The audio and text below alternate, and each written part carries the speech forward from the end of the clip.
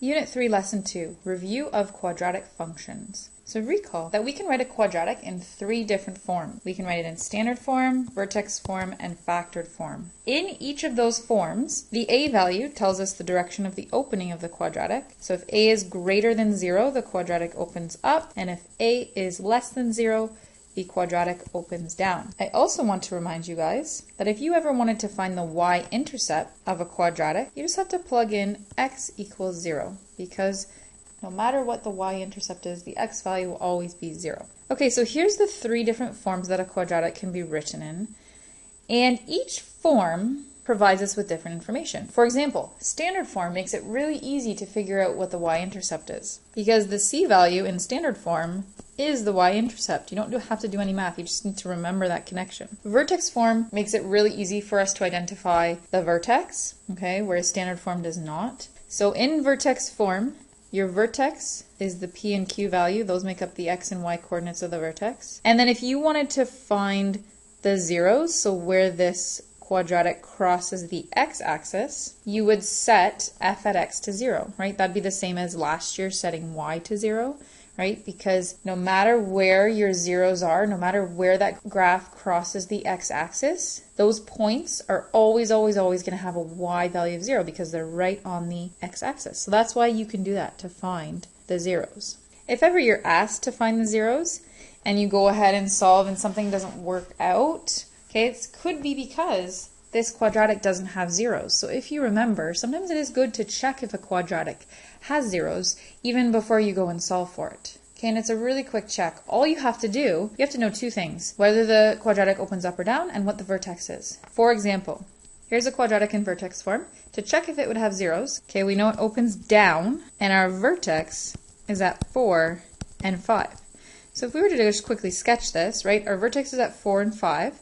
So 4 on the x-axis, 5 on the y-axis, and then it opens down. So that's for sure going to have zeros because it crosses the x-axis, right? Sometimes you might have a situation like this. You might have a situation like this where the vertex is here and it opens down. That's never going to have zeros because it's impossible for that graph to cross the x-axis. Factored form makes it really easy to determine what the zeros are, or what the x-intercepts are. Okay, the x-intercepts are equal to the values of s and t. Okay, so it's really easy to then find the axis of symmetry. Remember, it's the average of the zeros, so you add them together and divide by 2. And then it's also really easy to find the optimal value. So the optimal value is the y value of the vertex. So we know that the axis of symmetry is also the x value of the vertex. So as soon as you have the x value of the vertex, to find the optimal value, or the y value of the vertex, you just plug in that x value into the original equation and solve for the y value. Okay, so that should all be reviewed from grade 10 math. So now we're going to work on finding all of those things, okay? And we're going to start with quadratics in each of the 3 different formats. So we're going to find the y-intercept, the direction of the opening, the zeros, the axis of symmetry, and optimal value, right? Optimal value is just the y value of the vertex, and the axis of symmetry is the x value of the vertex. Okay, then we're going to find the vertex, and then we're going to state the domain and range. So our first example here is in factored form. So if you needed to, you could always scroll back up and remind yourself what you can easily get from factored form by reading this paragraph below. Okay, let's start finding all of this information. So first, we need to find the y-intercept. Okay, and as stated above, find the y-intercept. We let x equal 0. So we're going to plug in 0 in for x. So make sure you write it in proper function notation. So that means that our y-intercept is at 0 and negative 27 over 2. Okay, and we're going to leave it like that so that it doesn't turn into a decimal. Okay, B, the direction of the opening. As stated above, the direction of the opening can be found by looking at the a value. So our a value here is a half, positive a half. So when your a value is positive, or when your a value is greater than 0, you know that it's going to open up. Okay, let's find our zeros. So to find our zeros, we just have to take our factors from factored form and set them to 0 and solve. Okay, so therefore our zeros are going to be negative 3 and 0 and 9 and 0.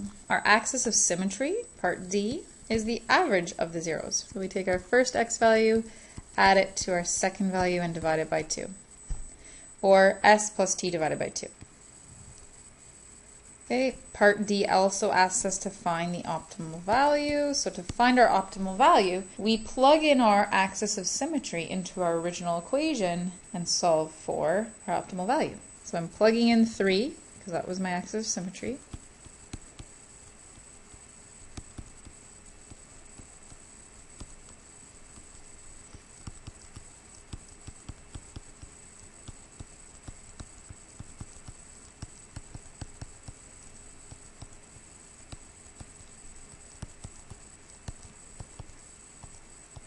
Okay, part E says find your vertex. So your vertex is made up of your axis of symmetry and your optimal value. And finally, let's state our domain and range. So this is a quadratic, so our domain is x is an element of the real numbers and there's no restrictions because this graph encompasses all the x values. Now our range is going to be y is an element of the real numbers, but there's going to be a restriction.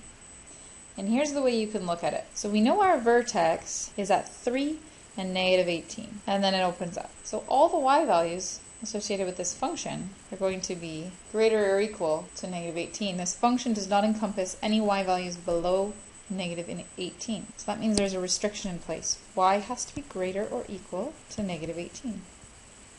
Okay, let's find all those key points for this quadratic, which is in vertex form. So you can go back up to the start of the page and remind yourself what vertex form is. Okay, first let's find the y-intercept. So same thing, we're going to let x equal 0. Please use your function notation. Okay, part B, the direction of opening. So our a value here is negative, so it's going to be, so our quadratic opens down. Okay, part C is find the zeros. So to find the zeros in vertex form, you want to set g at x to 0, right? Because the y value of your zeros is always going to be 0.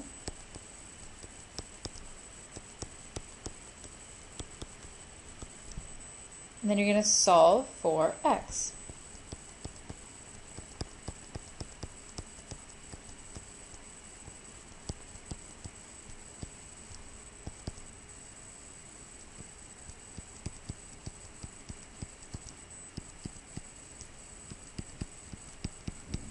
So you're going to have two x values. So x1 is going to be 3 plus 4, so 7.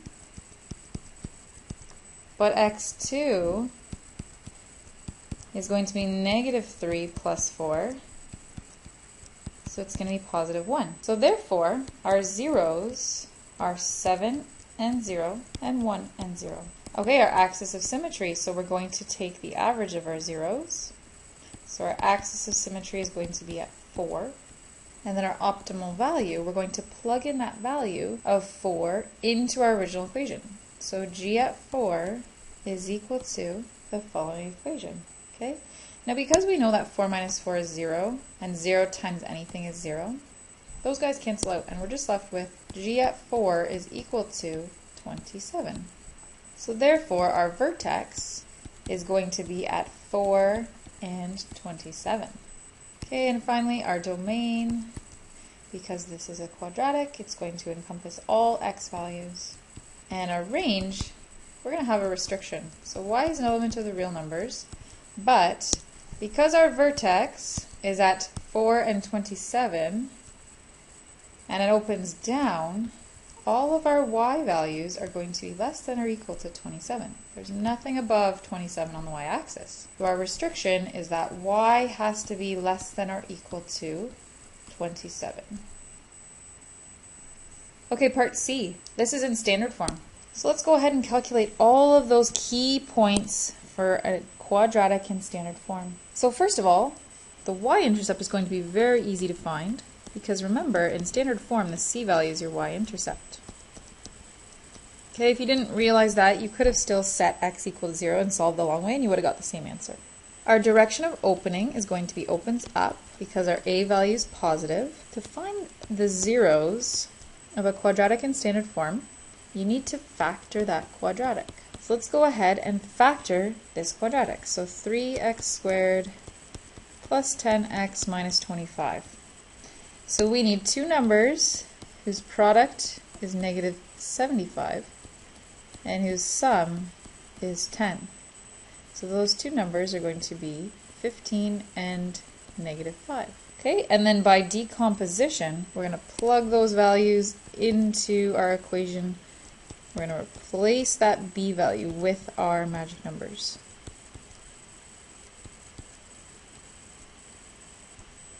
And then we're going to factor by grouping.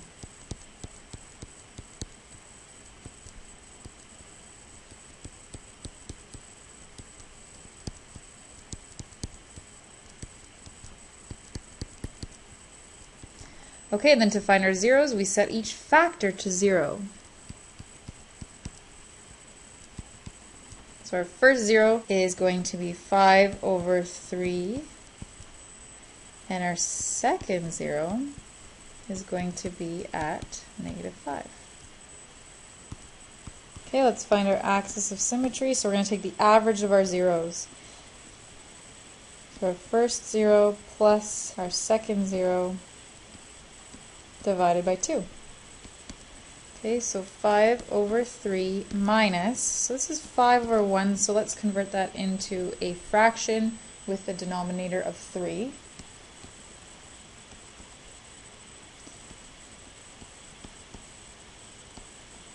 So -10/3 divided by 2 is the same as multiplying by the reciprocal. So we get -10/6, which is equal to -5/3. So our axis of symmetry is at -5/3. Let's calculate our optimal value. So we plug in that axis of symmetry into our original equation for x.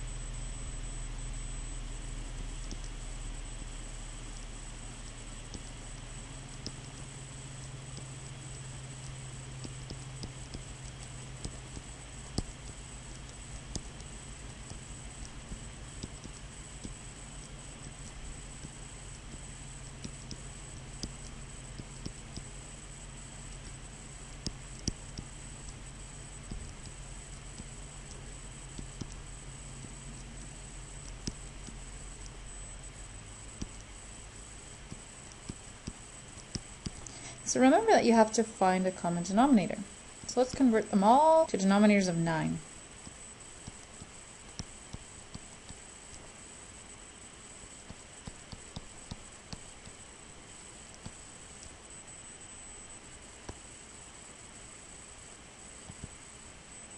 Okay, so our vertex is made up of the axis of symmetry and the optimal value.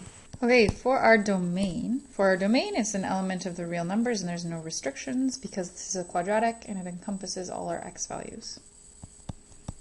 For our range, there are going to be some restrictions.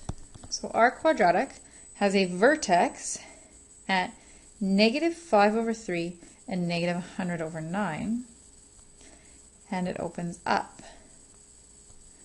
So all of our y values are going to be greater or equal to -100/9. And sorry, just a quick mistake. When I reduced here, I forgot to reduce my bottom number, so this should actually be 3.